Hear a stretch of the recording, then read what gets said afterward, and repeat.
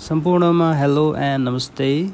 आज चाहिँ हामी चाहिँ कलङ्की सीतापाइलाको बाटो हुँदै धार्केतर्फ जाँदैछौँ र यस भिडियोमा चाहिँ तपाईहरुले चाहिँ कसरी हामी चाहिँ सीतापाइलादेखि डाइरेक्ट धार्के निस्किने बाटो हेर्न सक्छौँ। यो बाटो चाहिँ जम्मी 20 देखि 22 किलोमिटर रहेको छ र यहाँबाट चाहिँ कलङ्कीबाट नौबिसी हुँदै धार्के पुग्नुभन्दा सुइचाटार हुँदै तपाईको चाहिँ सीतापाइला निस्केर त्यहाँबाट चाहिँ धार्के निस्किन अलि सहज होला जस्तो छ। यहाँनिर चाहिँ तपाईको चाहिँ टु व्हीलर्स र लाइट गाडीहरू चाहिँ एकदम मजाले चाहिँ जान्छ। तपाईहरु चाहिँ टु व्हीलर अथवा चाहिँ लाइट गाडीमा ट्राभल गर्दै हुनुहुन्छ भने चाहिँ तपाईहरुलाई चाहिँ बेस्ट रुट चाहिँ यही हुनेछ।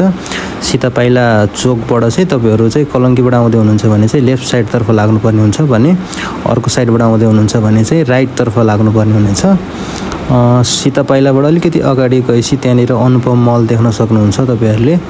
अनुपम मलको बाटो हुँदै हामी चाहिँ सिधै जानेछौँ र अलमोस्ट बाटो सिधा नै छ र बाटोहरुमा टर्निङ पोइन्टहरुमा चाहिँ त्यहाँ देखाइएको पनि छ यो बाटोबाट चाहिँ धार्के जाने हो भनेर।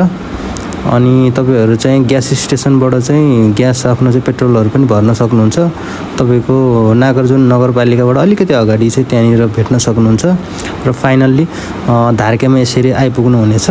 अलिकति धार्केबाट अगाडि चाहिँ तपाईहरु चाहिँ लाग्नु भयो भने चाहिँ त्यहाँनिर चाहिँ हाम्रो गणेश खोला पुल रहेको छ र त्यहाँबाट माथितर्फ तपाईले सरस्वतीको स्ट्याचु पनि देख्न सक्नुहुनेछ। Thank you so much for watching.